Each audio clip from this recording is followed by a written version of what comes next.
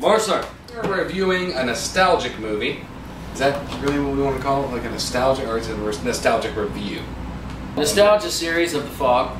There you go. So we're going to do that. We're going to let Shua, with his unbelievably large amount of notes. Yes. This film stars Adrienne Barbeau, who was in Maude, Cannonball Run, Escape from New York, The Thing uncredited, Swamp Thing, Creepshow, Back to School, and Batman the Animated Series. You forgot The Convent. Don't watch that. Don't watch that. Don't. It's That's, really why, shitty. that's why I forgot it. Jamie Lee Curtis. So good. And you had to bring up bad memories. Jamie Lee Curtis, who has been in the Halloween series, Prom Night, Trading Places, A Fish Called Wanda, Blue Steel, My Girl, Forever Young, True Lies. Janet Leigh, who was in Little Women, 1949. Angels in the Outfield, 1951. Safari, 1956. The original Psycho. Yes. She was the chick in the shower. Yes, she was the chick in the shower. Tom Atkins, who was in Escape from New York, Halloween 3, Night of the Creeps, Lethal Weapon, Maniac Cop, and My Bloody Valentine, the 2009 edition. John Houseman, who was in Rollerball, 1975, and Silver Spoons, the TV series, and Scrooge. Hal Holbrook, who was in The Great White Hype, Great White Hope. I'm talking racist to The Great White Hype because I'm a Mexican. Fucking asshole. The Great White Hope. Mexicans' lives matter. That's right, dude. Roughly, production-wise, this thing was made for $1 million. It was only shot in 30 days. Yeah, and everything was fucking practical. Right. Total domestic box office from then to now is 21,378,361. Back in those days too, you have to remember like $1 million was a fucking lot. Right. That was a shit ton. That's when you know you're old. When you go, I remember when I paid 99 cents for a pack of cigarettes, and now we're paying $5, and I'm like, oh fuck, I'm old. I only work so I can smoke, and that's the way it works. Because if I don't work, I can't smoke, then people have to die. We started like talking about this series, weeks ago. One of the things that we brought up was like, hey, maybe we should review some old shit.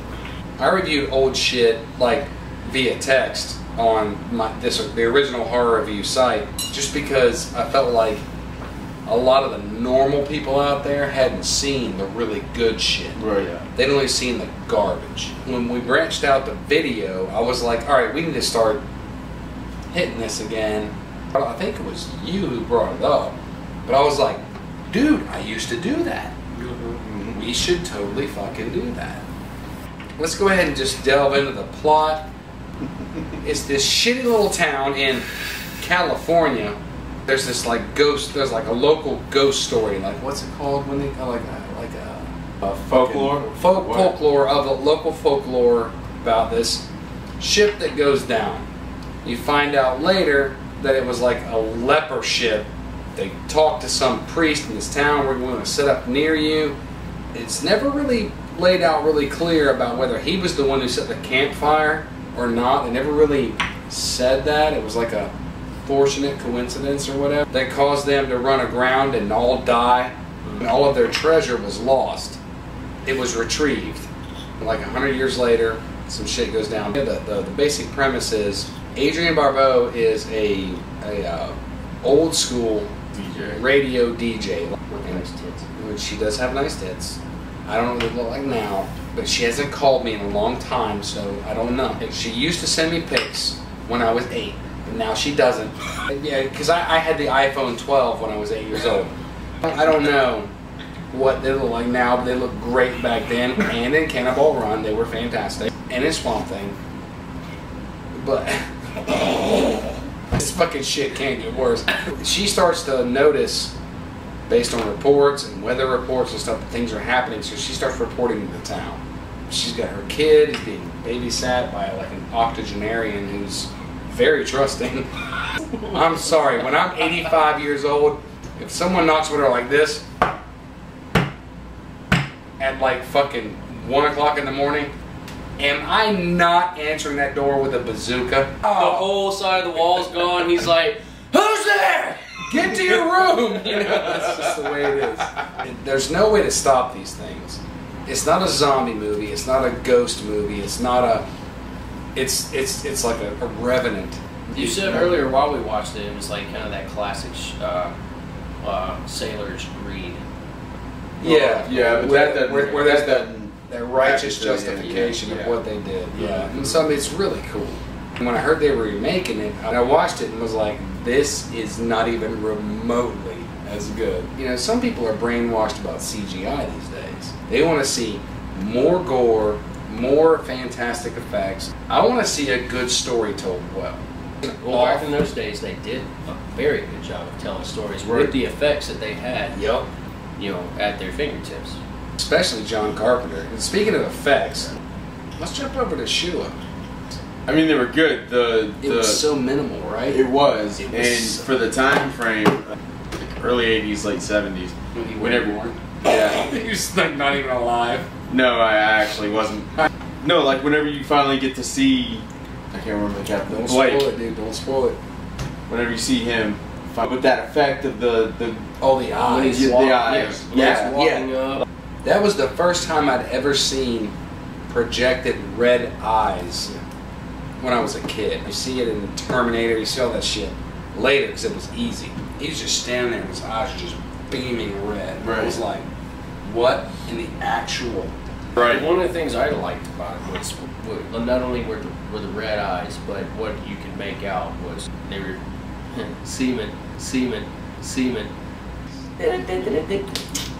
Obviously, wrapped in like kind of seaweed looking. Their bodies they big, old guard, decomposed, and well, the fact that they were all lepers, and you can see some of the bandage, like where they would be bandaged up and stuff. Yeah. Their skin hanging. Yeah, out. it A little bit was of neat. that, and then the only other thing you really saw was the weapons. Like that was it.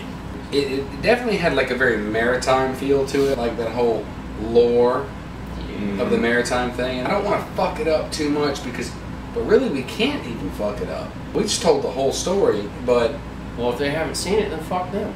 yeah, this The movie's been around for like over 40 years. 36. Yeah.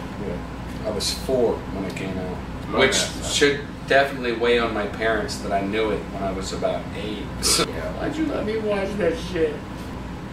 it's a great flick. It's something I highly recommend.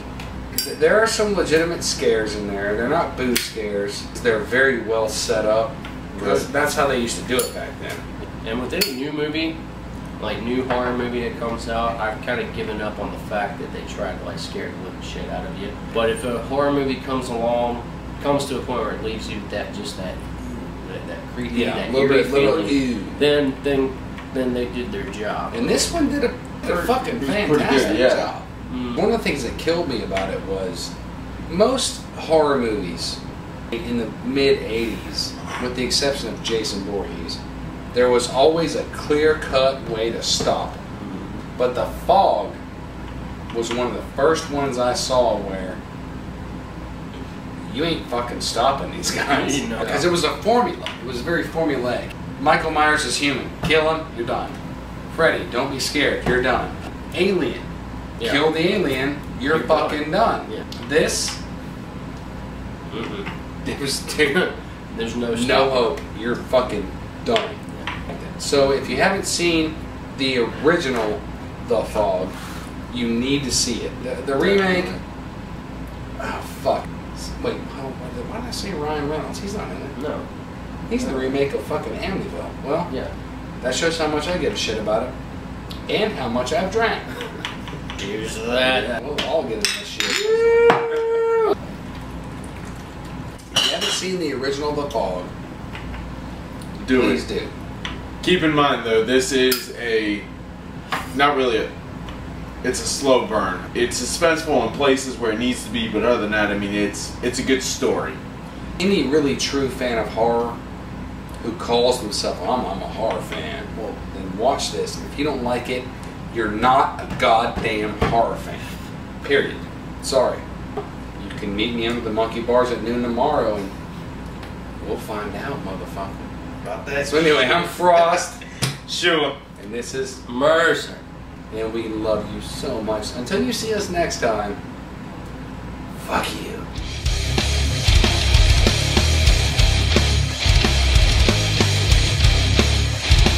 So, we want to thank you guys for watching our videos. And sticking around this long. we would like for you to like, share, and subscribe to our... That's what Mercer told me to say.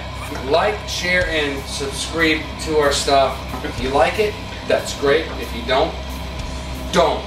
I don't even want you in my fucking neighborhood. I'm a dick. Don't be so hard on yourself, buddy. Say hard on. Don't touch me and say that at the same time. But stay tuned, because October we will be starting season 2. We're going to bring you some good content, some nice drunken madness, and hopefully a little bit of humor. You bang that on one there too. You just said bang me? Oh, leave it. Fuck y'all. No, how you gonna leave? Alright. Before you